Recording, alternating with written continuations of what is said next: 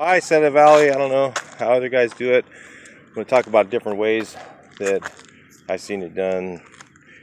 And the main thing is you don't want any seams in your valley because for some reason it'll find a way to go underneath there. So one of the things you can do is a lot of guys put in valley metal. There's actually valley metal underneath here.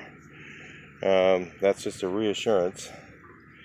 And then what I do is I set a whole piece bridging the whole valley, and I'll put 2 nails towards the end here and 2 nails towards the end over there, no nails in the middle, so less chance of it leaking.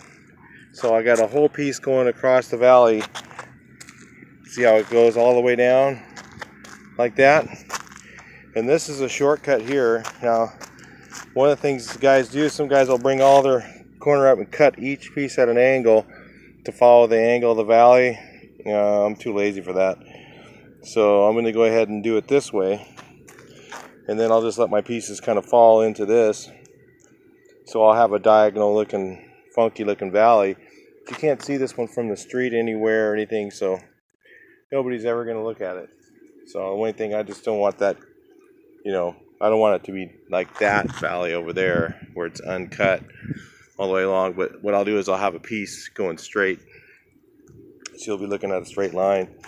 And then these ones here, just for shits and giggles, I'm going to overlap 4 inches, so to keep the water from getting caught on that and then running up underneath. Because when you have anything to slow down your water, it's going to want to run up underneath and it'll go find its way in there and leak. So valleys are your main parts of your leaks for roofing. I'm no roofing contractor. I'm just a painter. I've done 5-6 roofs and I've never had a leak yet. So maybe I'm just lucky, or maybe I just know something. Maybe I know what I'm doing. I don't know. You roofers will tell me that. But anyway, that's a little roofing tip for doing your own roofing, setting a valley. I really didn't see anything on anybody doing this stuff, so those of you guys trying to do your own roofs, trying to figure it out, some guys, I'm going to tell you another way. Some people have a valley with a ridge top on it, and they'll run into that valley, and those valleys can be out to about right here from your area, but for some reason guys tell me that those leak a lot. That's how this roof was done underneath, and it didn't leak for 30 years. So I don't know, as long as, like I said, you don't have seams in your valley, you don't put nails in on your valley metal, then it's not going to probably not going to leak, and that's the main thing. So everybody does it their own way, but this lacing way of doing your valley, to me, is one of the best ways. Now, these pieces here, I'm going to actually high nail like this. This is high nailing. We're not worried about wind in a valley. So these nails are up really high from my valley. I don't want them in the valley, so I'm going to go ahead and high nail it like that. Now my pieces, when I come in, I'm not going to put any nails anywhere near my valley. I'm going to have them way up here, but they'll be in their proper place on the nail line, which is right here. See, you don't nail your nail line if you're going to do something like this. You want to just nail them. They're just mainly, these pieces are for decoration.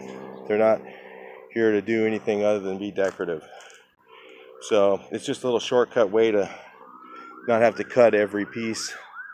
Because I'll just let them just fall in here. Wherever they fall, they fall. As long as I don't have any of this color showing. If I don't have any of that top color showing, I don't want to show that. But that way I can kind of fake my cut-ins. It's a little bit of a shortcut, and it does keep the water flowing down. So anyway, just my way to do it. You guys take a look at some other videos, figure out the way you want to do it, and see what you trust best. I'm no expert, but like I said, I've done 5 or 6 roofs, and not one of them has leaked yet. So This roof I did 30 years ago, and 30 years ago, 30, and there's no leaks in it, but I'm re-roofing it because I'm selling the house and the shingles are pretty worn, and I don't think it'd make a roof cert. You know, it'd probably last a couple more years, but I don't know if it'd make a roof cert, especially on the flat roof. I'll show you that. The flat roof is kind of losing some of the stuff. It's down to the fiberglass. That's no good. Some of these here, look at the ridge. It's pretty bad. Around here, these shingles, west facing ones are pretty bad. The south facing ones were just as bad or worse. So you see how the fiberglass is coming apart on that one. You know, that's on the edge. That's when you want to replace your roof. You don't want to wait till it leaks. Wait till it leaks, now you got to replace all tons of wood.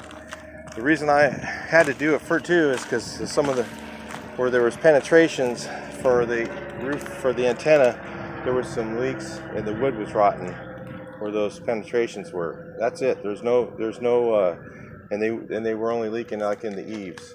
So one of the pieces of metal had fallen off because we didn't put enough nails in it on the edge metal.